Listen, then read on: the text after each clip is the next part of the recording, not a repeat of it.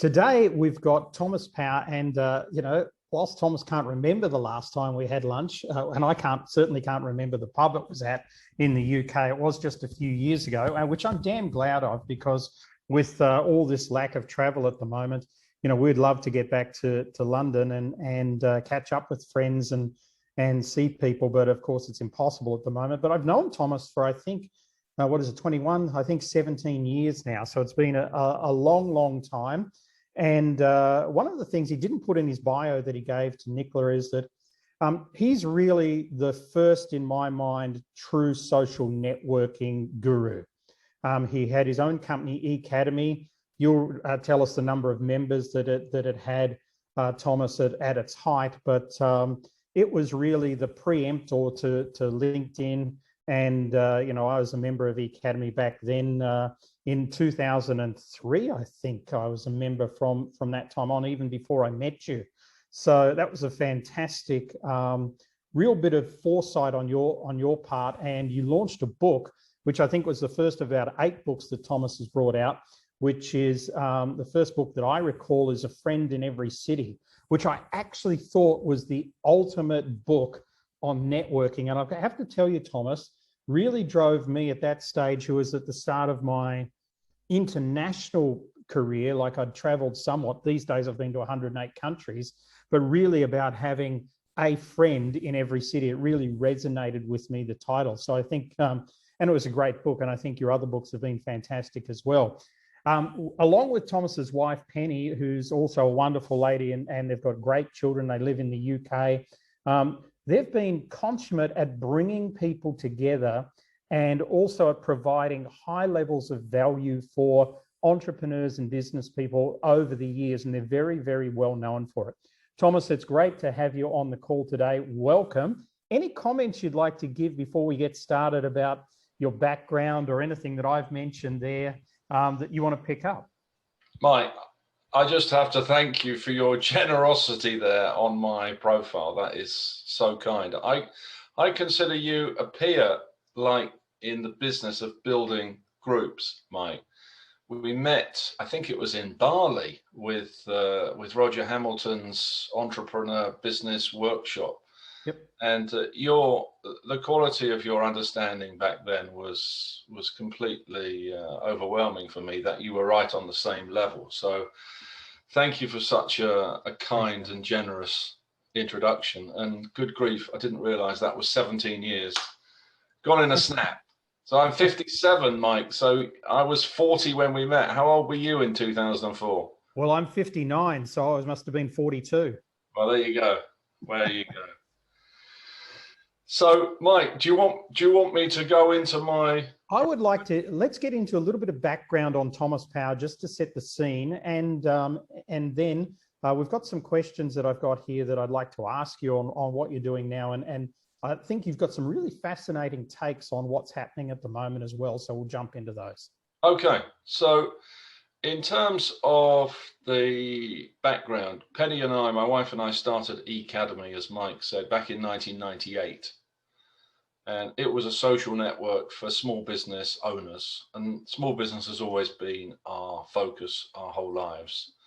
When we say small business, we mean between 1 and 10 people, what's often referred to as micro business, but very small business owners.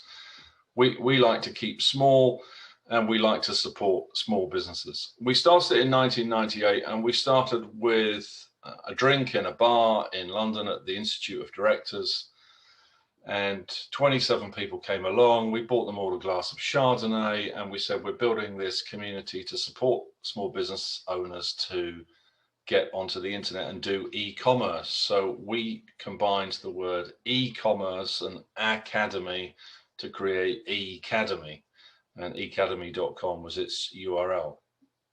And we invited people to meet every month before we built the website. And so we went from 27 to 54 to 108 to 256 to 512 within 6 months. And we realized by the summer of 98 that there was a big demand for physical networking, but we realized we couldn't support all these individuals without some kind of business model. And we tried business models. We tried to get corporate sponsors. We tried to get advertisers. We tried to get people to pay to pitch. We tried all sorts of different techniques to build a business model. But other than good old-fashioned consulting and training and physical events, we couldn't really find a business model. Not until somebody walked into our office in 2001 called Julian Bond, and he said, I think I can build this platform. I can turn these individuals into a community on a platform called Drupal, Drupal, Drupal. If you look at Drupal, you'll see it's now on version 9, some 21 years later. And so we hired Julian to build a community on Drupal, and we built a business model which was £10 a month. And we launched this in 2002, and people started to pay this £10 a month. And we had more and more events, and we had inquiries from all over the world. Roger built the business in Southeast Asia. We had Hendrik building it in Belgium. Gert built it in the Netherlands. And we had people literally in cities all over the world building these communities. And we shared this £10 a month with them. And it gradually started to expand. And by 2005, we actually had 500,000 members and 30,000 paying subscribers. And that 30,000 paying subscribers paying their £10 a month paid for all of our costs, our flights, our travel, our expenses, running the events, and so on. And the group got bigger and bigger and bigger. Now, during this time, obviously in 2003, LinkedIn launched. In 2004, Facebook launched, and obviously in 2006, Twitter launched. And so we were attacked by this world of free, big, giant, free, tons of venture capital. And interestingly enough, when Facebook launched heavily in the UK in 2007, it was really that platform that brought us down, because we kept going until 2012 when we sold the assets to an insurance company. But what people wanted was a social business network. And that's really what Facebook provided to people, at least in the UK. We had our 10th birthday party in 2008, and we had 800 people there celebrating what we had built. But the business model of £10 a month wasn't enough to sustain it against these big, giant free networks. And so by 2012, they had completely taken over, and we decided to sell. And we sold out to an insurance company, had to sign a very long non-compete contract. So we weren't able to come back and build community for many, many years later. And that gave us a lot of thinking time.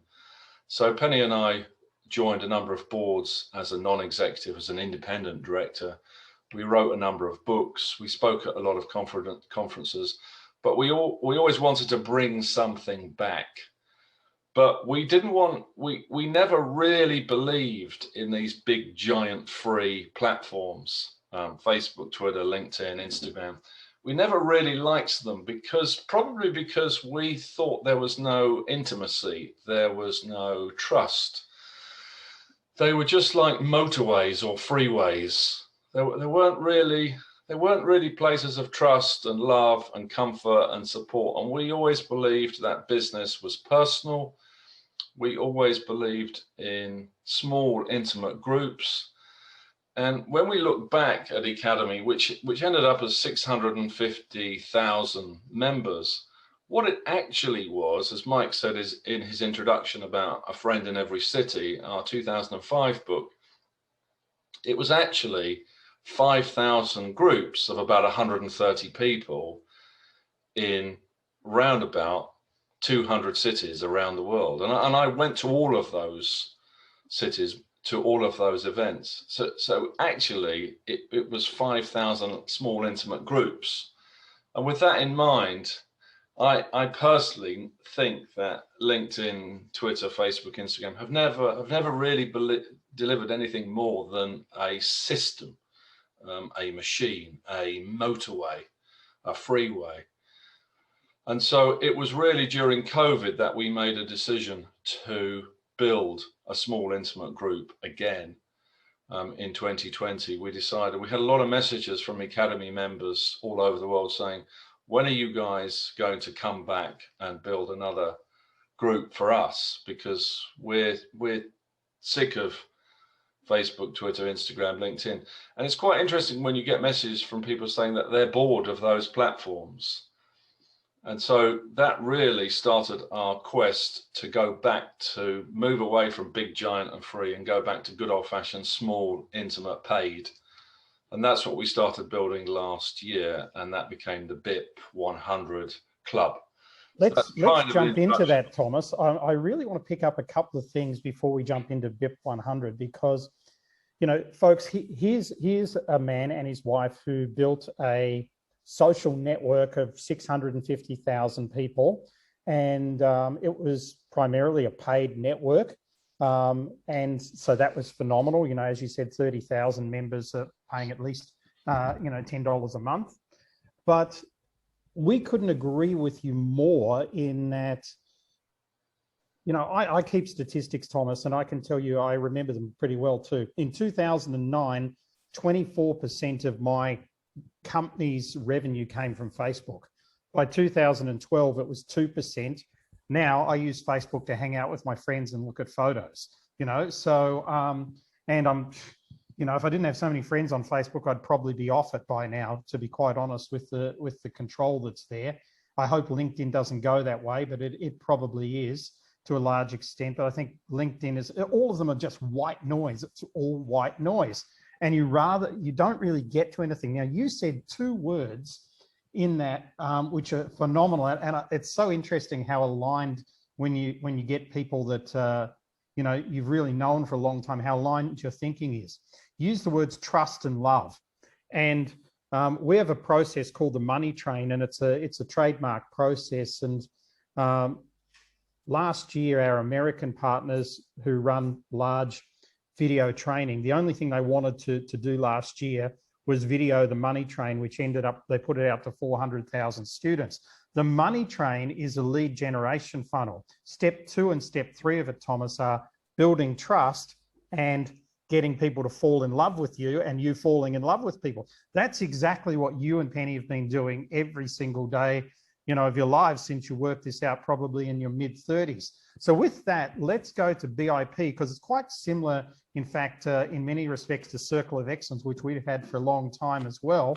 And let's jump into what led you to start BIP. What does BIP mean?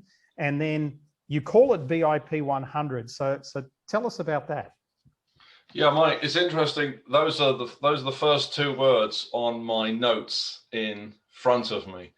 One of the things I find fascinating is I've been online now since I was 25, so 1989. I'm now 57. So I've been online for 32 years. And if I go back to the late 1980s, early 90s, when we had our AOLs and our CompuServes and our Mosaic browsers, it was all very basic and primitive. But what we had in our mind back then was that in 30 years' time, in a generation's time, typically a generation is 30 years, we thought after 30 years, can you imagine it in 30 years? Penny and I used to say to each other, we're going to have everyone connected on the internet with some kind of device, and we're going to have perfect information because we're going to know everything.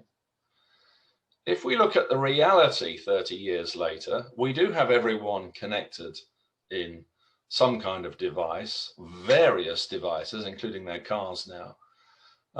But we do not have perfect information, and we have constant conspiracy theory.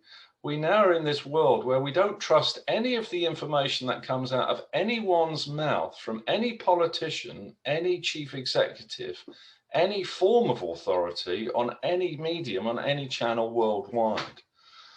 So interestingly enough, what Free actually created was zero trust. Absolutely. I couldn't agree more. What I find interesting about that is Chris Anderson, a friend of mine in this World Wide Web world, I've met most of the founders of all of these Googles, Facebooks, Twitter. I've met pretty much everyone in the industry face to face. Is when they focused on Free And if you look at, I think Chris wrote his book in 2006, Free. Free was considered the messiah, the promised land. The goal of every organization was for everything to be free and paid for by some other business model, be that advertising or some manipulation of your data. The downside is of free, as I say, is it's created zero trust and zero hope. And when we see certain presidents behaving online, a manipulative, dangerous, threatening environment, which I thought was actually quite hostile and unnecessary, when what humans want is community. We want love, we want support, we want care, and as Mike says, we want trust. So I think the first thing to say about community building is you have to decide whether you like the world of big, giant, and free. And as Mike said in an example of Facebook, 24% of income down to zero. I think we've all been through that. Basically, these motorways are only motorways. That's all they are, these platforms. They're just systems. They're little more than just systems. And you have to push away from these and think about your own individual groups.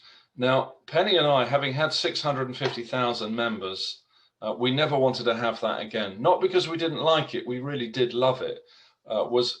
Because it was overwhelming. We used to have 1,000 messages a day, 200 or 300 phone calls a week. It was beyond our capacity, and we had a big team worldwide helping us. But there was this sense that everyone had to meet the founders. So BIP100 it stands for BIP stands for Business is Personal. Business is Personal is the title of Penny's book that she wrote a few years ago. And 100 is, we wanted to limit the membership of our group to 100 people. And we wanted to limit it to 100 because we thought that's the maximum number of people that we can get our arms around in terms of care for, support, connect, introduce, educate, love, care.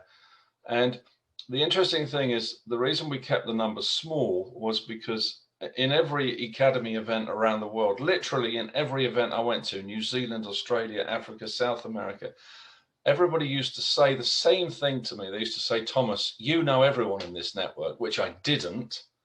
I probably met about 10, maybe 15,000 of the members over 14 years, but I didn't meet 650,000.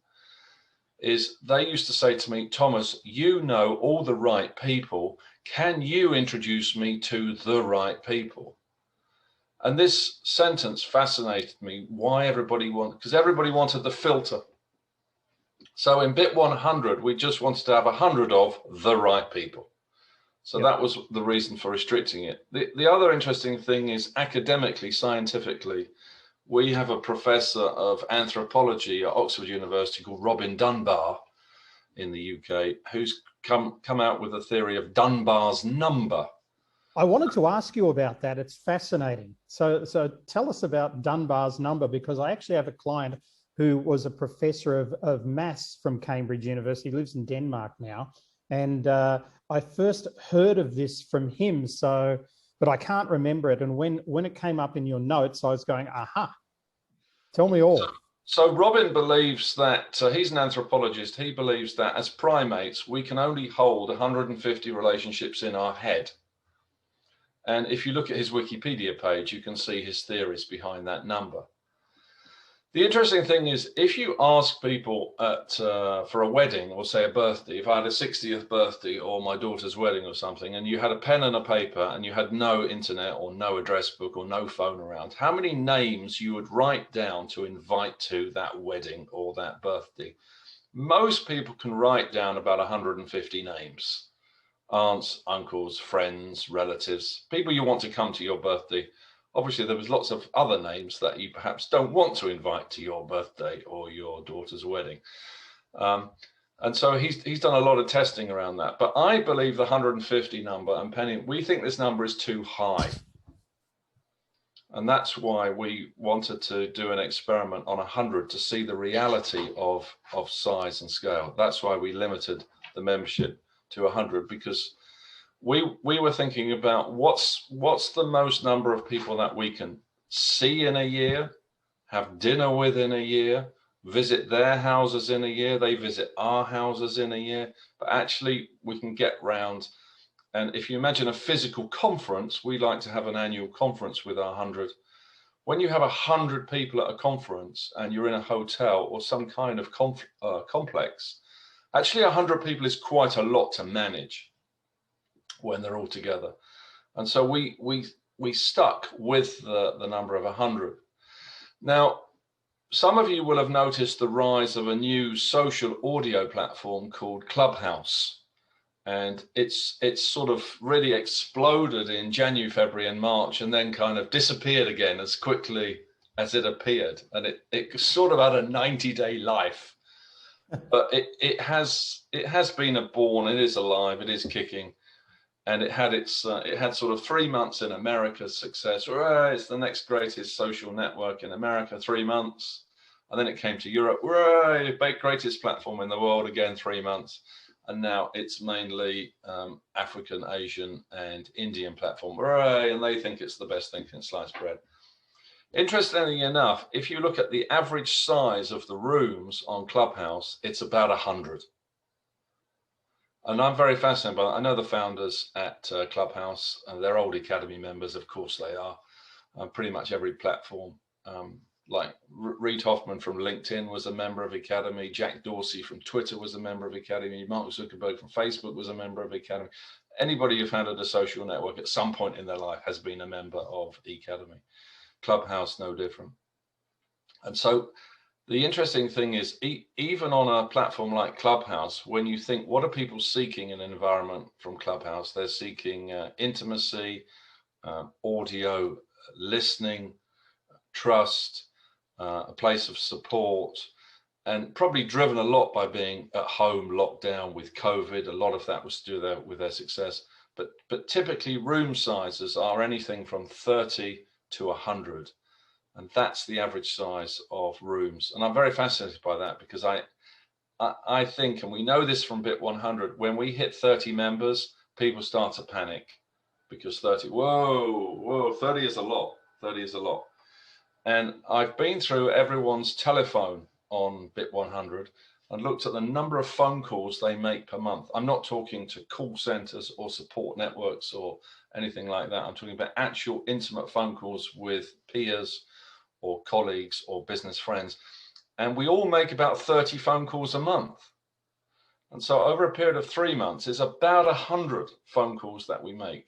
So I do believe our capacity to deal with one another is about 100 people. So that's a long answer, Mike, to why we limit it to 100. Well, it's a great answer, and it's fascinating because, as you know, Thomas, back in the early 2000s, we all used to run seminars, and our objective was always to try and get 1,000 people in a seminar. If we could get 1,000 people in, it was going to rock, and we were going to make money, and everybody runs to the back of the room and all this. And one of the reasons I started the Circle of Excellence group is because I got so sick of people running to the back of the room and having to buy stuff and then upgrade and upgrade and upgrade and upgrade it and things like that. But one of the things that I learned over the last 10 years, I guess, and it's definitely been a platform for us, which I think really is aligned with where you're going here, for probably the last 7 years, has been, we've gone right away from big events.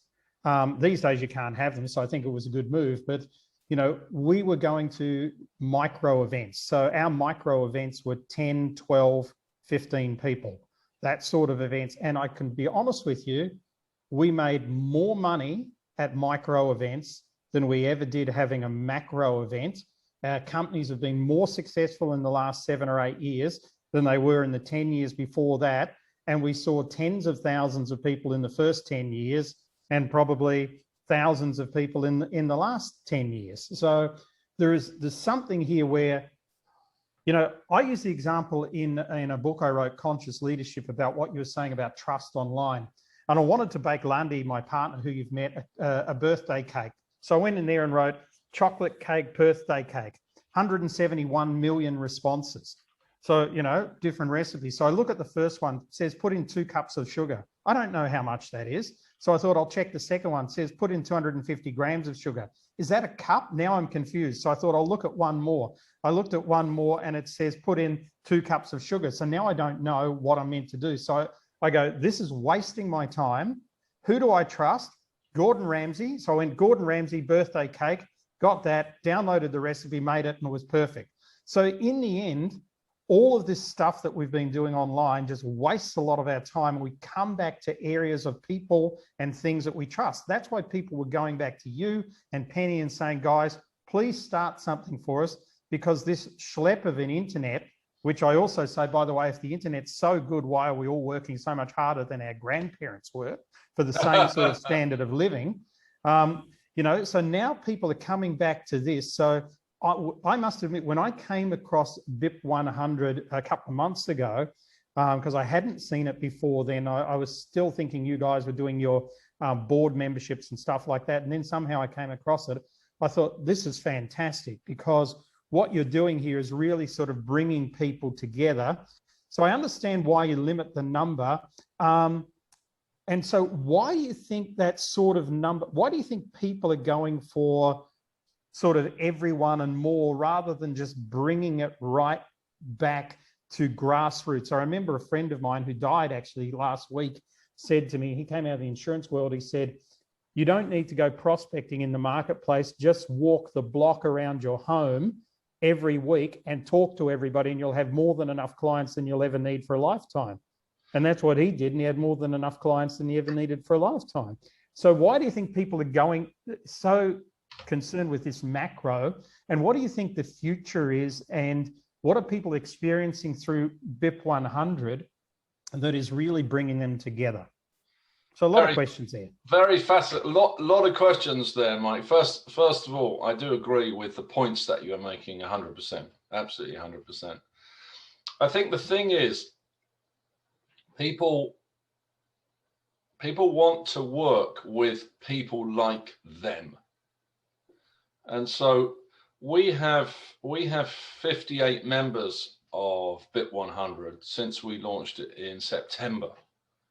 But Penny and I have done over 600 interviews to find those 58, right? And it's not that the people have been bad.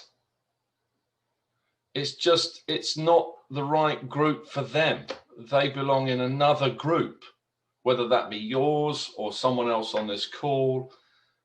The precise profile of people's behavior, I think, is very, very defined. And so we have a very precise definition of the kind of person we want to join. And as a result of that, I think there aren't many people who could actually get in, because we're looking for such a precise definition. And I think we all want a certain kind of support network around us. Some people use a church. Some people use a scout group, some people are in a cycling group, some people are in a business networking group, but I think people want a certain kind of support network around them, however they live their lives. And we do too. And one of the things we failed at with Academy is we weren't able to be a member of Academy ourselves. We were only able to run it or administer it. But we weren't able to get any support from it because it was overwhelming us. So we were running a company rather than belonging to a community. I think in terms of the way you build your group, your club, your place, you have to be very precise of the definition of the profile of people you want in it. And as a result of that, we wanted to keep it very small. Now, what we didn't want, we didn't want it to be homogenous where everyone was the same. So what we said is we wanted 100 experts in 100 niches worldwide. And the 100 niches is a little bit like, you'll know Ivan Meisner well, Mike, from BNI, as we do. We've stayed with Ivan. He lost his wife, Beth, last year. But you remember with the BNI network, and I consider Ivan the father of business networking, or the father of referral. networking, because BNI is very much about giving referrals to your peers, your co-members. He always limited, you can only have one lawyer or one accountant or one florist or one car dealer in his breakfast groups. So we wanted to keep the number of niches to 100, and we wanted it to be worldwide. And when you have 100 people in 100 niches, and then you're worldwide, and you want mature professionals, we didn't want any sort of, I want to come in there and sell, and is it a marketplace types? Yes, there's lots of business that happens in the group among the members, both as clients and suppliers and referrals and recommendations. There's loads, in fact, much more, in fact, than we actually expected. But we wanted it to be full of mature professionals who you could trust, that every one of them has been vetted by Penny and by me. And so they've been through an interview process. And so people think, well, if you and Penny have vetted them for this long, it's unlikely you'll have made a mistake. But even so, you still do make errors, even when you go through that process, because there's certain behavior patterns that some individuals have that just don't fit. They have a values mismatch. And there's no shortage of experts in the world, but they haven't got necessarily the same values as us. And there's no shortage of people with the same values as Penny and I, but they're not experts, but they think they are experts. So actually, Mike, to find the right 100 is much harder than you would think, despite having all these social platforms all over the world, using them, advertising them, putting content on them. We've done that for 25 years. It hasn't been an easy process, but it has been a very enjoyable process. So, Thomas, I find this fascinating, the alignment, and those people that are in our circle of excellence on the call will be listening to this, because they know, I don't know if they believe this, but they know that I say no to 7 out of 10 people that I interview. I interview a lot of people, but 7 out of 10 of them, as you say, it's not that they're bad people, they're just not right. And you know, we have the same questions you do. Is this the type of person we want to have in our house? Do we want to go to their house? Do we want to have them in our life for the next 5, 10 years, et cetera, et cetera? We ask all of those questions. And I think this is so pertinent for people listening, because a lot of people in business don't ask those questions. Their question is, do they have a checkbook, and can they write a check, or, you know, swipe a card or something like that today because I need money?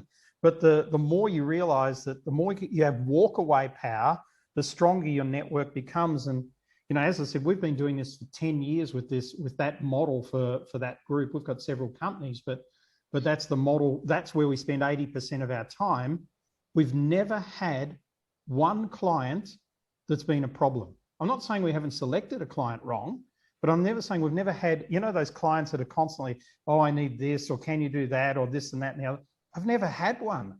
And touch wood, nobody on this call, you better become them either. But Thomas, I'm interested in what's the future for this? What's the future for you and Penny? And what's the future that you see for networking in the world and bringing people together in communities? And by the way, I see Garth here. Garth runs one of the biggest networks, which is the biggest competitor to BNI in New Zealand. They've got about 900 members in their groups, and they run breakfast events and things like that. And I've spoken at them. So, you know, I know he'll be sitting here listening as well. What do you see the future as, and what's the future for you and Penny? Okay, Mike. So you and I agree on a lot, because we both believe in small, intimate groups. And Garth, I'm a director of a New Zealand company in Auckland called 9 Spokes, which is a B2B SaaS technology provider to banks. So when I'm next in New Zealand, if I'm ever allowed to come back. Jacinda won't let you in. Don't worry about it. She's not going to let anybody in. It's looking like 2023 by the time we're going to be able to get back to New Zealand, it would appear, with all the bubbles. But I look forward to coming to meet you, Garth, and being in your 900 member business group around New Zealand, because I'm a big fan of those kind of environments, as are the directors of 9 Spokes. But Mike, in answer to your question about the future is about being small. And so what does this mean? This does mean breakfast, this does mean lunches, this does mean dinners, this does mean things like your circle, it does mean things like BIP100, it does mean things like mastermind. And there have been many mastermind approaches around the world, but no one's really taken the mastermind space worldwide. Vistage have had a go, VISTAGE, but they've sort of gone for the mid to higher market. And to me, Vistage have never really got it right. But I think there is a growing need for small, intimate groups in your local town or community where you reside. Yep. I see more small, intimate groups happening as a result of COVID and a desire to not travel. But also the motive to not travel is to do with green or climate or eco, whatever label you want to give the climate focus, because Greta Thunberg is getting through to everybody that we're all going to burn or drown or freeze unless we change our behavior. And I know all the politicians swoon over this 18-year-old, but she is getting through to people worldwide. And so I think the switch over to electric vehicles and more localness will push what Penny calls, and Penny developed the idea of the business cafe, that these small intimate groups would end up inside a coffee shop in every town in the world. And in the same way as you have a friend in every city, you have a business cafe in every city. That becomes the commune, that becomes the support group for the breakfast networks, for the lunch networks, for the dinner networks, for the online networks, where people meet and they have their meeting place, they have their coffee, their croissant, their sandwich, they have their events in the evening. So I think the environment, Mike, is a shift towards much smaller, much more local, much more intimate, and away from big giant free. These big giant free things, I think, are only really suitable for professional content producers. You may know that I've been coaching a young lad called Jay Shetty, who's built an international brand. And I met Jay back in 2013 at Accenture when I was coaching their executives. And this young kid just came to me with a lot of desire and passion. So I've been nurturing him these last 7 or 8 years. But this kid is a professional content producer. He's like TV standard production. And I think if you're using LinkedIn, Facebook, Twitter, Instagram, any one of these giant platforms, your content has got to be as good as television content.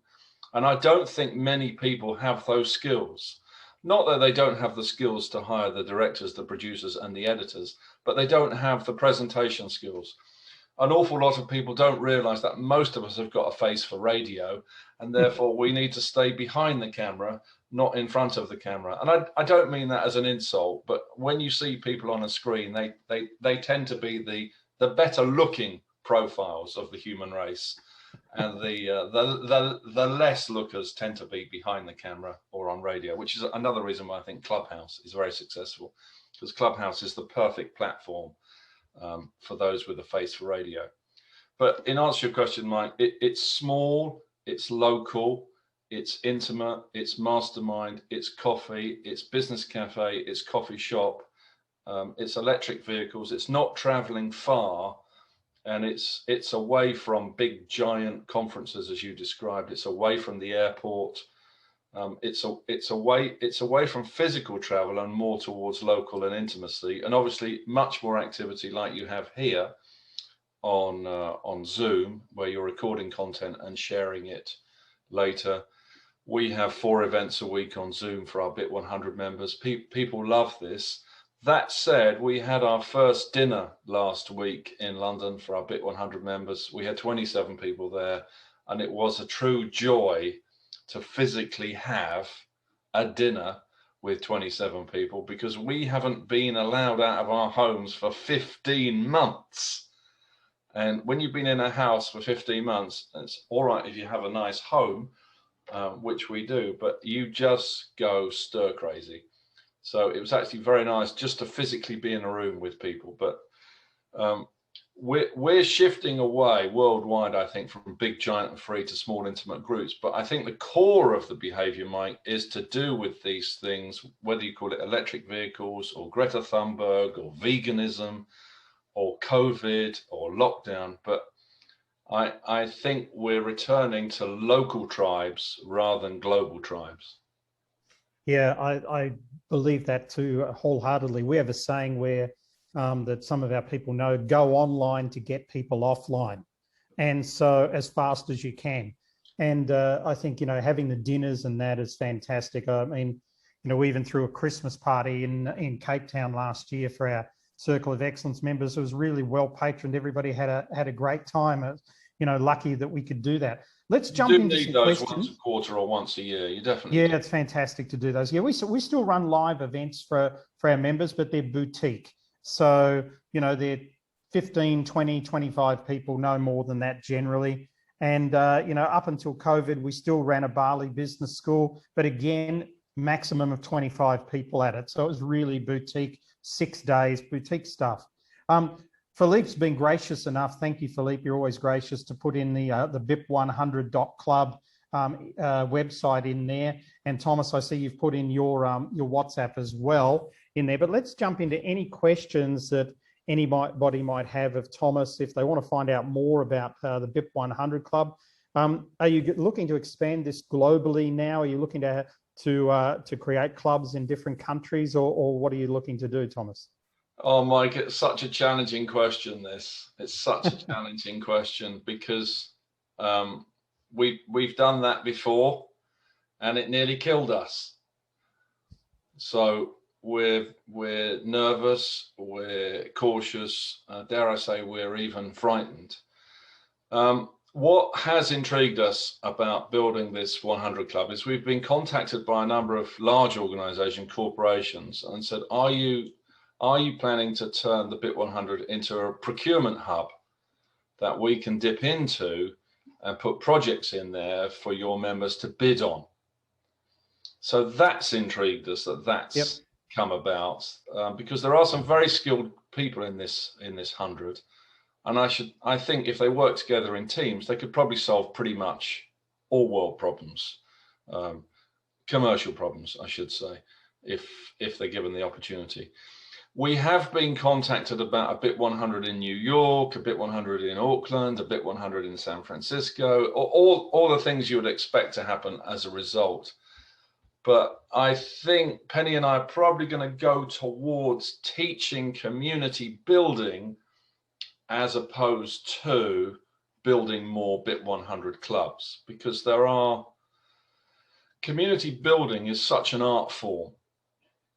And there are so many elements to community building, like the culture, like the boundaries, like the onboarding process, like the events, like all the different suppliers you need, like the lead generation process is so precise now.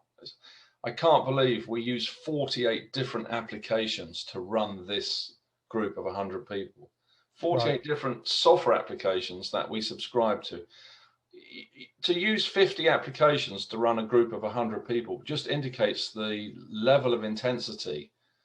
And the other thing, Mike, that intrigues us is when you have these deep, intimate relationships with 100 people, they want so much more than you know, but they don't tell you what those things are until time has passed. And so while we have a very precise model in terms of membership size and monthly fees, and also no contracts, we didn't want it to be like a phone contract. We wanted people to have the ability to cancel it if they wished at any time, because we wanted to have trust ahead of contract. That was quite important to us. Is each of the people in the BIP100 have asked us about, could we help them build their 100?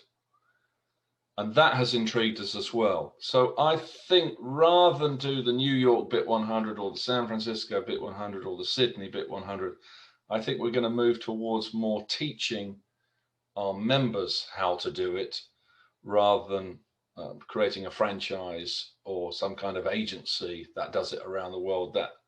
would be more like McDonald's. And having done that before and seeing how quickly that gets out of control because everyone wants to do things their way, when you're 37, it's a lot easier to do that than when you're 57. And because of that push away from the airport, that push away from planes, that push away from international travel towards more Zoom-based, conferencing-based conversations, I think teaching and mastermind is more our future than replicating the BIP100, Mike. Yep, absolutely. Thank you for that. Okay, do we have any final questions? Anybody like to ask a question there? Philippe, you normally, yes, there you are. So please unmute yourself. Philippe the Frog, you're obviously French, Philippe. Exactly, yes. Yeah, I had a question, Thomas, regarding your ideal client or avatar. So you mentioned they were experts, but that's kind of the functionality of people. But you seem to be like Mike, driven by a set of values. Could you tell us what are those values and how do you screen with those values? Yes, a lot of people come into business networks, Philippe, because they're focused on information or contacts or deals or money. And I understand the need for all of those four things. But what we don't mind people being focused on information, contacts, deals, and money. We don't mind that. But we weren't trying to build a private marketplace, even though it's actually become one anyway. We weren't trying to do that. We were more focused on people who were looking for intimacy, love, support, education, Mike's word, trust that he started with, and care. But people who cared about the whole person, not just their business, cared about their physical well-being, their mental well-being, their exercise, their food, their diet, what they did in their leisure time, their children, their pets, if they had pets, their holidays, their travel, how they rested, how they relaxed, what music they listened to, the sort of whole person, if you like, the holistic person, as opposed to just their business. Not to say we're not interested in the business, of course we are, but we're really after people who care about the whole person, not just the business person. And when you have that definition, Philippe, you actually reduce the number of people down quite small, because people think a business network is about money, whereas money is probably only 10% of the value in terms of making money, of the value inside BIP100. I would say there's 90% other value in other things. Very good, Thomas, and great question, Philippe, and I loved your answer, Thomas. Any other final questions? Question, Philippe. I love it.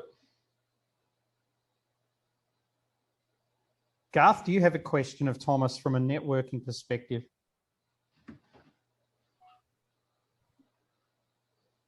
You're on mute there, Garth. Yeah, thank you, Thomas. No, very inspiring, Thomas, and really we'll look forward to meeting you when you do come to Auckland in 2020, whatever. Yeah, excellent. Thank you so much for sharing. I'm really hoping it'll be 2022, Garth, and I'll track you down through Mike, and I'll come and find you. Yeah, that'll sure. be easy. Excellent. Cheers. Thomas, thank you so much for your time today, and thanks for being on the call. And I think it was great.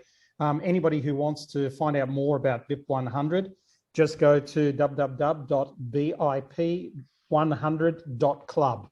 So BIP100.club. Check out what they're doing there. And you know, Thomas and Penny are fantastic people. You know, they've been given many awards for what they do. Penny got the OBE. What was that? 3 years ago, Thomas? That was 2014, Mike. She got that from the Queen. That's the highest award from the Queen in the country. Yeah, so Penny got the highest award from the Queen in the country. And I mean, you guys have helped a lot of people around the world, and I thank you for being on the call today. And I think we've learned a lot, and I really appreciate your time. And please give my love to Penny from both Lundy and myself. Thank you, Mike. And thank you, Nicola, for organising it all.